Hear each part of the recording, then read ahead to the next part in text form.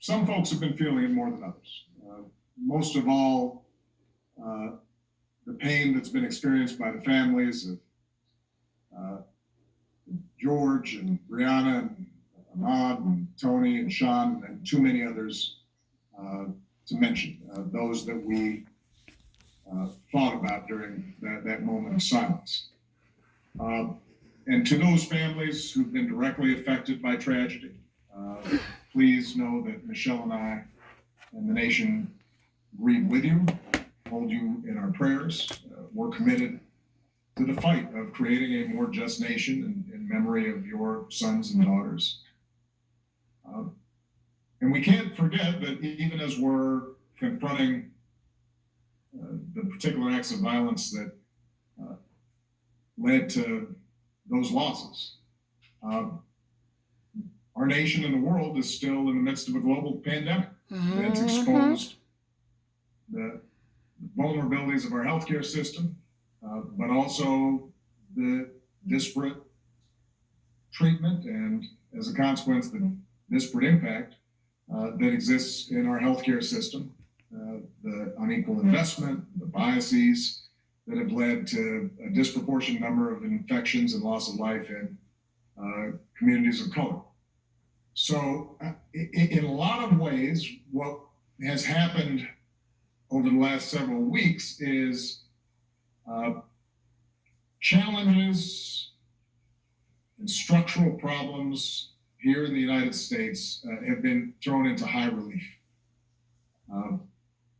They're the outcomes not just of the immediate moments in time, but they're the result of a long history of slavery and Jim Crow and redlining and institutionalized racism that too often have been the plague, this original sin of our society. And in some ways, as tragic as these past few weeks have been, as difficult and scary and uncertain as they've been, they've also been an incredible opportunity for people to be awakened to some of these underlying trends. And they offer an opportunity for us to all work together to tackle them. Amen. To take them on. Amen. To change America and make it live up to its highest ideals. And part of what's made me so hopeful is the fact that so many young people have been galvanized and activated and motivated and mobilized. Amen. Because historically, so much of the progress that we've made in our society has been because of young people. Dr. King was a young man when he got involved. Cesar Chavez was a young man. Malcolm X was a young man. The leaders of the feminist movement were young people. Leaders of union movements were young people. The leaders of the environmental movement in this country and the movement to make sure that the LGBT community finally had a voice and was represented were young people. And so when sometimes I feel despair, I just see what's happening with young people all across the country and the talent and the voice and the sophistication that they're displaying, and it makes me feel optimistic. It makes me feel as if, this country's going to get better. Now, I want to speak directly to the young men and women of color in this country, who, as Floyd just so eloquently described, have witnessed too much violence and too much death. And too often, some of that violence has come from folks who were supposed to be serving and protecting you. I want you to know that you matter. I want you to know that your lives matter, that your dreams matter. And when I go home and I look at the faces of my daughters, Sasha and Malia, and I look at my nephews and nieces, I see limitless potential that deserves to flourish and thrive. And you should be able to learn and make mistakes and live a life of joy without having to worry about what's going to happen when you walk to the store or go for a jog or driving down the street or looking at some birds in a park. And so I hope that you also feel hopeful, even as you may feel angry, because you have the power to make things better, and you have helped to make the entire country feel as if this is something that's got to change. You've communicated a sense of urgency that is as powerful and as transformative as anything that I've seen in recent years. I want to acknowledge the folks in law enforcement that share the goals of reimagining policing, because there are folks out there who took the oath to serve your communities and your countries, have a tough job, and I know you're just as outraged about the tragedies in recent weeks as are many of the protesters. And so we're grateful for the vast majority of you who protect and serve. I've been heartened to see those in law enforcement who recognize, let me march along with these protesters. Let me stand side by side and recognize that I want to be part of the solution. And who've shown restraint and volunteered and engaged and listened, because you're a vital part of the conversation. And change is going to require everybody's participation. Now, when I was in office, this was mentioned, I created a task force on 21st century policing in the wake of the tragic killing of Michael Brown. That task force, which included law enforcement and community leaders and activists, was charged to develop a very specific set of recommendations to strengthen public trust and foster better working relationships between law enforcement and communities that they're supposed to protect, even as they're continuing to promote effective crime reduction.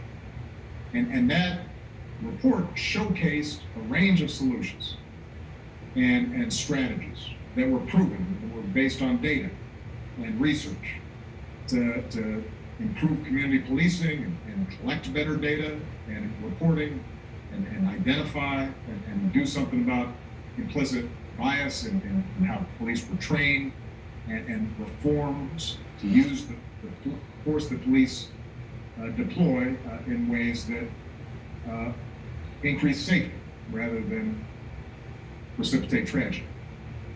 And that report demonstrated something that's critical for us today. Most of the reforms that are needed to prevent the type of violence and injustices that we've seen take place at the local level. The reform has to take place in more than 19,000 American municipalities, more than 18,000 local enforcement jurisdictions. And so as activists and everyday citizens raise their voices, we need to be clear about where change is going to happen and how we can bring about that change. It is mayors and county executives that appoint most police chiefs and negotiate collective bargaining agreements with police unions. And that determines police practices in local communities. It's district attorneys and state's attorneys that decide typically whether or not to investigate and ultimately charge those involved in police misconduct. And those are all elected positions. And in some places, they're police community review boards with the power to monitor police conduct. Those oftentimes may be elected as well. The bottom line is, I've been hearing a little bit of chatter in the internet about voting versus protest, politics and participation versus civil disobedience and direct action. This is not a either or. This is a both and. To bring about real change, we both have to highlight a problem and make people in power uncomfortable, but we also have to translate that into practical solutions and laws that can be implemented and we can monitor and make sure we're following up on. So, very quickly, let me just close with a couple of specific things. What can we do? Number one, we know there are specific evidence-based reforms that, if we put in place today, would build trust, save lives, would not show an increase in crime, Those are included in the 21st Century Policing Task Force report. You can find it on obama.org. Number two, a lot of mayors and local elected officials read and supported the task force report, but then there wasn't enough follow-through. So today I am urging every mayor in this country to review your use of force policies with members of your community and commit to report on planned reforms. What are the specific steps you can take? And I should add, by the way, that the original task force report was done several years ago. Since that time, we've actually collected data, in part because we implemented some of these reform ideas. So we now have more information and more data as to what works. And there are organizations like Campaign Zero and Color of Change and others that are out there highlighting what the data shows, what works, what doesn't in terms of reducing incidents of police misconduct and violence. Let's go ahead and start implementing those. So we need mayors, county executives, others who are in positions of power to say this is a priority. This is a specific response. Number three, every city in this country should be a My Brother's Keeper community, because we have 250 cities, counties, tribal nations who are working to reduce the barriers and expand opportunity for boys and young men of color through programs and policy reforms and public-private partnerships. So go to our website, get working with that, because it can make a difference. And let me just close by saying this. I've heard some people say that you have a pandemic, then you have these protests. This reminds people of the 60s and the chaos and the discord and distrust throughout the country. I have to tell you, although I was very young when you had riots and protests and assassinations and discord back in the 60s, I know enough about that history to say there is something different here. You look at those protests, and that was a far more representative cross-section of America out on the streets, peacefully protesting, together, and who felt moved to do something because of the injustices that they had seen. That didn't exist back in the 1960s, that kind of broad coalition. The fact that recent surveys have showed that despite some protests having then been marred by the actions of some, a tiny minority that engaged in violence, that despite, as usual, that got a lot of attention, a lot of focus, despite all that, a majority of Americans still think those protests were justified. That wouldn't have existed 30, 40, 50 years ago. There is a change in mindset that's taking place, a greater recognition that we can do better. And that is not as a consequence of speeches by politicians. That's not the result of,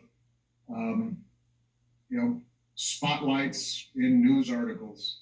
That's a direct result of the activities and organizing and mobilization and engagement of so many young people across the country who put themselves out on the line to make a difference. And so I just have to say thank you to them for helping to bring about this moment, and just make sure that we now follow through.